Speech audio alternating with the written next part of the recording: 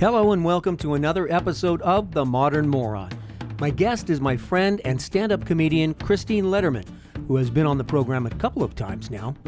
Christine talks about her recent experience doing live stand-up again in Texas. Keep in mind she had this gig in Houston in February, just before the horrible freezing temperatures hit Texas. We talk about getting out of Houston just in time before the freeze hit and what it was like to perform in front of an audience again. She also talks about gauging an audience's potential response to different material based on where she's performing in the country, and that audiences in Texas are really great and possibly more liberal in terms of being receptive to politically incorrect humor.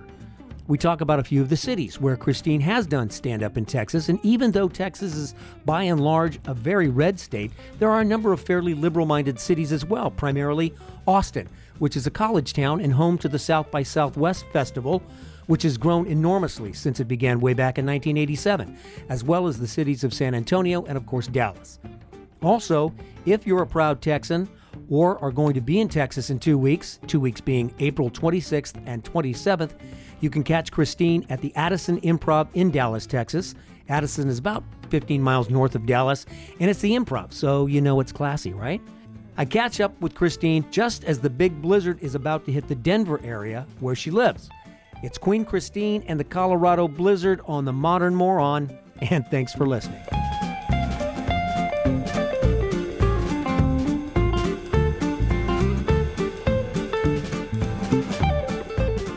So are you waiting for the snow to just come down like thunder?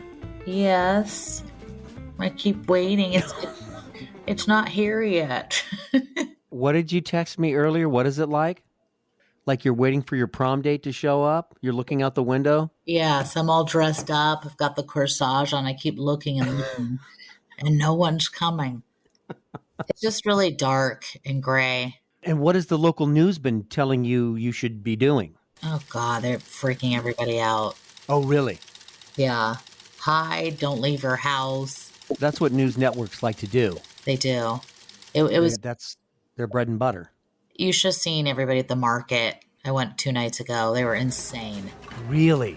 Like banging into me. I'm going to die. I need pizza. Just filling their carts with anything. I'm not kidding. I got hit like in the elbow by the cheese department. Did you get hit by a big chunk of Gouda? Tillamook. I was just thinking about this recently with not the pandemic, I was listening to something on NPR, I think it was, and they were talking about this stimulus checks that are coming out and that some people, have had to go to food banks to get food. And this one woman was talking and she said, a lot of our pride is at stake. And I thought, your pride is at stake. How valuable is pride? Should pride be at stake? What is pride? And is it that important to hang on to? And so then I went down a rabbit hole looking up pride is one of the 7 deadly sins. And on Wikipedia, it says it's the worst one. It's the first and worst sin is pride. And yet it drives all this stuff that we do. Yeah, you're right. I know people get so upset because they're in the line for the food bank. They get upset about that. I would be upset because there's no organic food there. So you have to have them. You sound like the guy. Which guy? Do you have the visual in your mind of the guy with the hat that had the horns on it and face paint and no shirt that stormed the Capitol? Yes. He was incarcerated in Arizona, I think, and he was on a hunger strike because they wouldn't serve him organic food. Oh, my God. You know that? God damn it. No, it's like, well, good, then die. You're not Gandhi. You just created a mess. Capitol building. Gandhi with face paint. Yes. So how are things in Colorado, aside from this big blizzard that's coming? They're the same. I mean, we keep changing colors from we were in blue a few days ago. Now we're back to yellow because what are the colors in Colorado? Or is it national? I think they're the same. I think it's national. It's green is the best, blue, yellow, orange, red, purple. So blue is pretty good, but then everybody starts celebrating and hitting the bars, and then the cases spike. Wow. So how about just heading to blue and then still staying home? I mean, it sucks. I get everyone's going crazy, Right. but it'll get better. The cases are low. A lot of people are getting vaccinated. Are you on the list to get vaccinated yet? No, Me neither. I'm going to wait to see who dies first. No, I probably will. Oh, are you a non-vaxxer? See who dies first? Okay. I'm not a non-vaxxer, but I could lean that way. Uh-huh. You don't mind hanging back a little bit. Exactly. But I do want to travel and Okay. be normal. Although there's a lot of people that were against the polio vaccination that are in wheelchairs. Well, we were wrong. Yeah. Hey, you said you did stand-up recently. How long ago did you do Yeah. stand-up? I had 4 shows in Houston 2 weeks ago, Mm-hmm. and I've got 4 more shows in Dallas in 2 weeks featuring for Heather McDonald at the Improv. And before the pandemic, did you go to Texas frequently? Yeah, right. You did not. Because No, I'm thinking, why Texas? Because Texas is the most relaxed in their There- requirements. there's no pandemic in Texas. Stars at night, It doesn't exist in that state. deep in the heart of Texas. So, and how does that feel You know, going out? Deep in the heart. What was it like the first time you went out? And did you notice a change in yourself, in your level of comfort in going up in front of an audience? that's a good question. So at first, our audience was cut in half. So, I mean, they do regulations, but cut in half was still 220 people in an auditorium Wow. with windows. Oh, you did it in an auditorium. Or no, I mean, just, the Improv it's a pretty decent sized place. I think it's Okay, like okay. 450, 500 full capacity. Wow. But still 220. I haven't been around a crowd larger than like 10 people. So Mhm. when I first went on stage, I was shocked to see not only so many people, but so many people right practically on the stage, not wearing masks Mm-hmm. and laughing. So I decided to make them not laugh so they wouldn't open their mouth. You're only allowed to chortle through your nose. I'm like, I'm going to be really bad so I don't get COVID. No, but then it was so nice to be back in the normal situation again. It felt so good to be on stage and Uh-huh. as if nothing was wrong. Did the audience seem, did they just seem eager for entertainment? Definitely. It's Valentine's weekend, Yeah. so it was a lot of couples, husband and wives. I'm Mhm, sure it was the husband's idea to go out and get tickets to see a few women. Oh, was it all woman lineup? Yeah, it was just Heather and myself, Okay. just the 2 of us. Any hecklers? I don't think so. I usually never get Decided to that. You don't get heckling? You don't get heckled much? No. It depends Really? which show. Like if I'm going to do a midnight show up in Mhm. like northern Colorado, I'm going to get heckled. Really? Yeah. It just How many different states have you performed stand-up in? a lot. Let's see. Now I'll tell you later as we're going on. So I'm just sitting here and count on my fingers. Yeah, I'd say at least 10 though. And you can tell the difference from state to state, what kind of audience you're going to get, Mhm. or based on how big the city is, how liberal they might be, that type of thing. Oh, exactly. Like the Portland crowd is going to be 100% different from Houston. Right. But the Texans are fun. They want to laugh. They're not going to get easily offended. They're a good crowd. But are people up in Portland, they're more likely probably to get offended? Well, put it this way, I'm a lot more careful with my material there than like I would be In where? in Texas, in Portland. Really? Hmm. Like what kind of joke could you tell in Texas that you can't tell in Portland? Or maybe not necessarily an exact joke, but what kind of material do you avoid in Portland, whereas in Houston, you go for it? Like I wouldn't want to talk about homelessness in Portland versus Texas. Oh, okay. In Portland, you call homeless roof challenged. Inappropriate. Now, if you said that up in Portland, would you get Oh, would you get groans if you Probably. called homeless people roof challenged? No, I have to call them that. So it's that way Yeah. I'm in the same boat as them. I don't know, to be honest. I just stay away from that stuff. I don't want to create, there's so much controversy right now, and I'm Yes. like stepping into it. And it's not my show, it's Heather's show. Mm-hmm. Mm-hmm. So when I'm headlining, it might be different. But it sounds like if you were to do Biden jokes up Mhm. in Portland versus doing Trump jokes in Texas, Exactly. I'm getting the sort of vibe that you can make fun of Trump down in Texas, hmm or do you not do? I don't, e- I'm I asking. don't, I don't, I never do politician stuff. You, Rarely. It you, has to be like something. you don't do political humor. No. Okay. You know what? What is your feeling?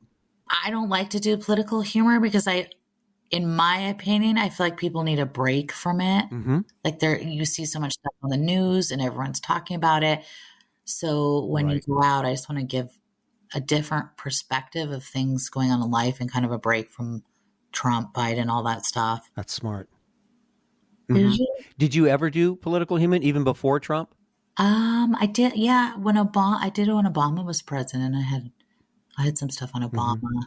What is your inkling? What is your feeling about if I was to get up and any comedian was to do Trump jokes in Texas, are they able, like you said, they want to laugh, they're more able to laugh at themselves maybe, or I Yeah, want to get sort of follow up on that, the way you talked about Texas audiences. I don't know if they would laugh at that stuff. I mean, definitely it's a red Mm-hmm. state, but Right. Oh yeah. depends on which city you're in as well. Like Austin is very liberal and blue, and How about Dallas? I'll find out in 2 weeks. I'll have to let you know. That's going to be my first time in Because Dallas. I was in Dallas in '85. I was in Dallas. I visited my sister, my half sister there, and she worked at a Neiman Marcus in the '80s. So Neiman Marcus was a big deal, and she was like a regional manager. That's where their headquarters were, and there was a lot of the people that worked retail there that she supervised were hmm gay. There was a strong gay population in Dallas. It was a lot more liberal than you would traditionally think of Texas as being. Have you found that in Houston or San Antonio, or have you Oh yeah, done? San Antonio. Gosh, San Antonio was great. Yeah, San Antonio was a mixture of everybody. really. There's definitely Hmm. a huge gay population, I think, all over Texas. And it could be just our show. All over Texas, or in the more metropolitan areas like Houston, Metropolitan. Dallas? Right, right, right. Oh no, right, Texas? Huge. But Amarillo Yep. might be another story. Is that the city that's up in the Panhandle? Amarillo, I think. Yeah. I mean, that's pretty desolate. West Texas and the Panhandle are pretty desolate, as I recall. I haven't been that way. I'll bet there's not a lot of comedy clubs in Amarillo, Texas. At the Belt Convention, they've got a stage where they do comedy once a year. So you're going in 2 weeks. Oh, when you you must have done pandemic related, like what your life's been like stuff in Houston when you went down. Oh Did yes. you? Yep. Yeah. Because it's so boring. Like, because in the beginning of pandemic, we were going to have all these, I can do this. I'm going to learn Swedish. I'm going to get in shape. I'm going to, and meanwhile, the only thing I've really done is finish Netflix. You finished everything on Netflix. No, but that's about it. That's what I've been When you said I finished, I would love to hear somebody say that they finished Netflix. doing. I don't think Absolutely. you can. 'Cause Every piece of content has been watched. Yeah, I don't know if that's going to happen, but I did do pandemic humor. I think I came out and I talked about, I said, I just got the vaccine and it was dead silent because I'm, and I said, for syphilis. So bring on the Did that get a laugh? huge. Yes. They were so relieved. Because that was a great setup and nobody wanted to hear about it Oh, nobody. for syphilis. Not even a woo, That's nothing. fantastic. Not even a courtesy woo. Are you still booking for paranormals? No. I don't do that anymore. But you still have psychic powers. Of course. You still have psychic powers, right? Yes, huge psychic powers. Okay, well, can you lay something on us right now? Can you get yourself in that place? And do you need to be in a certain space mentally or spiritually to be able to connect with your psychic powers? I can see your smile. You don't believe it. What about that diet? No, I'm serious. I see a Diet Pepsi can next to you. You know what? I will say I've started drinking caffeine-free Diet Pepsi. I know, I'm seeing something. See, this is my useless psychicness. Like, I see things that don't help anybody. So it could be true. You could have that can next to you, but it's not going to help you in your life. I don't have a can next to me, but I have been drinking caffeine-free Diet Pepsi. Maybe I'm supposed to give you a message to be careful of the aspartame. I do that because I have a sweet tooth that's really bad. And I've been eating microwaved kettle corn that I make myself that has no oil in it. Ooh. But I mean, I'll chow down on. I got one of these silicone containers that you can microwave popcorn in. And so I put 3 tablespoons of water and then a 1/4 cup of turbinado sugar and put it on 1 minute and let it sort of liquefy. Then I put my popcorn on top of that and microwave it for about 4 minutes. And then I've got kettle corn with no oil. Boring. And I really go to town on that. That's not that bad. Yeah, with no oil, it helps. Yeah, geez, you're being really good. When I'm bad, it's like a pint of ice cream bad. Oh, I love it. Oh, God, it's so good. I love it. Weakness. What is your go-to pint of ice cream? Chocolate peanut butter cup, Talenti. So good and tasty. And who makes that? Talenti does. It's those like clear gelato looking pints. Okay. Chocolate peanut butter. So good. Yeah, it's so good. But the problem is now we can just order it and have it dropped at our doorstep, so there's no shame at the market when you buy it. So it's a lot easier. You don't have to make up a story in the checkout line that my kids are having a birthday party. I'm just going to get these two. They're having a birthday party, but all you need is 1 pint of ice cream. Exactly. Feeds a family of 5. They all get 1 scoop. Wow, chocolate peanut. I got to try. I've never been into peanut butter in ice cream, but a number of people have been talking about chocolate peanut butter ice cream being fantastic. So It is. I'm going to have to do that. It's the next I just made yesterday. Mm-hmm. It's the next best thing to what? To Jesus. To Jesus. Okay. I just made an almond pie a couple days ago for the first time. An almond pie? Mm-hmm. Like pecan pie, only instead of pecans, I used almonds. That sounds It terrible. was pretty. No, it was good. It was. Why does that sound terrible to I you? don't know. Just a big nutty pie. It is a big nutty pie and a lot of sugar. So it was gooey. Yes, very gooey. A lot of Caro light corn syrup, sugar, Yum. and I put some toffee chunks in it as well. So that really got the old heart rate up. Oy. And you've been healthy? Other than that, yeah, I've been pretty healthy. I got sick when I was in Houston. Really? When I got back to the hotel room about midnight, all of a sudden, I'm in for the first time around this big of a crowd. Plus, we went to the Houston Galleria and ate at a restaurant. And about midnight, Saturday at midnight, I get back to the hotel and I start sneezing like non-stop. When you don't even get the beginning of a cold, Oh, God. I'm like, oh, like, am I sick already? Did I get COVID? And there's they had that big snowstorm. So my flight the following morning on Sunday had already been canceled. And I was going to shoot for a standby, like the first flight out. I'm like, I got to get out of the city.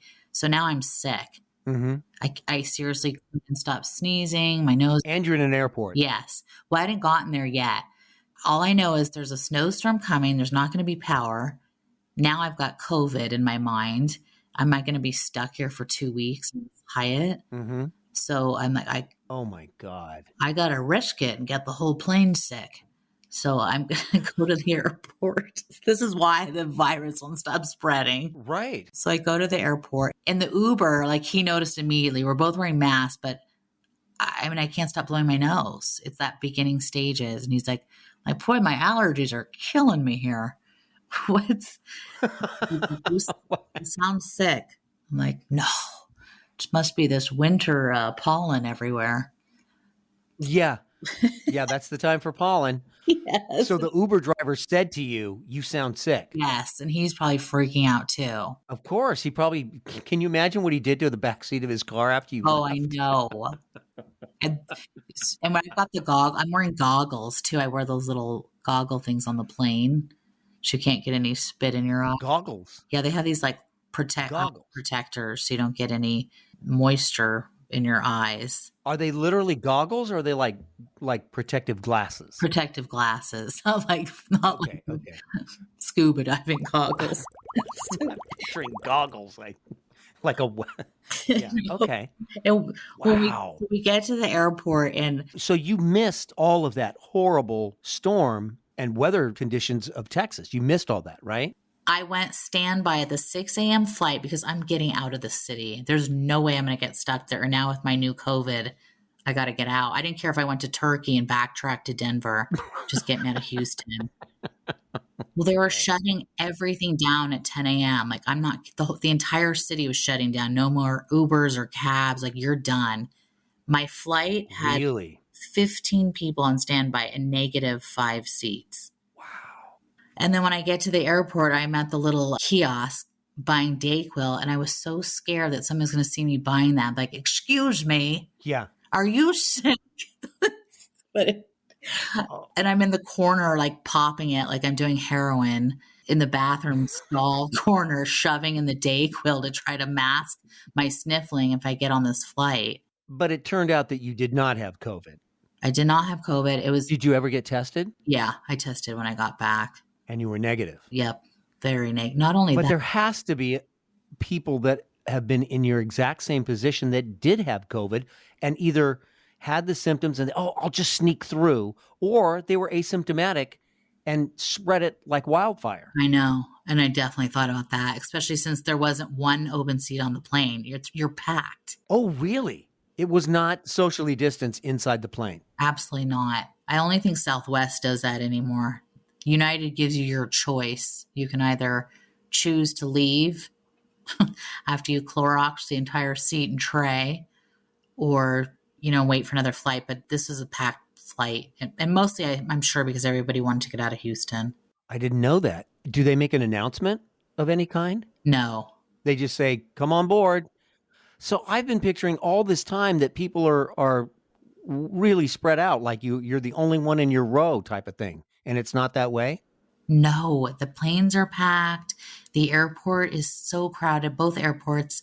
And the real super spreader is the line from McDonald's at the airport. It was so crazy crowded. It looked like a concert. Wow. And then when they get their McDonald's. But people were wearing masks. Yeah, but if they're eating, they have the right to take their masks off to eat. Right. Of course. Yes. Yep. You have to. Because it's a 2-hour flight and we could starve to death. 2 hours. Wow. Yeah, I didn't realize. It was a common cold. Remember those?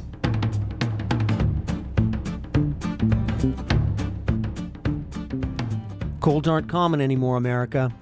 Earlier I said there weren't any comedy clubs in Amarillo, Texas. Well, you will be shocked to find out that I was wrong.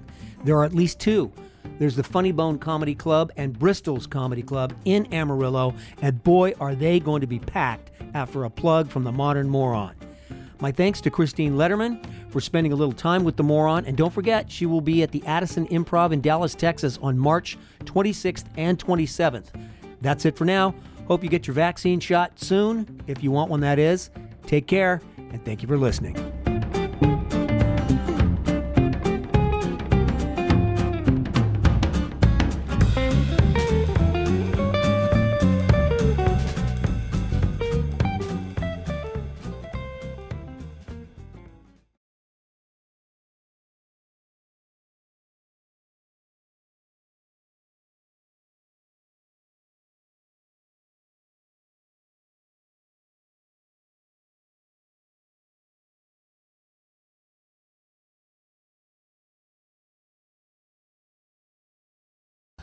I shared, I think it was 2 bottles of Southern Comfort with Jim Morrison, and got very plastered in front of a huge bonfire which was being fueled by whatever we could find to burn, to be honest. It was freezing, it was very cold. It was later in the year, I think, from what I can remember.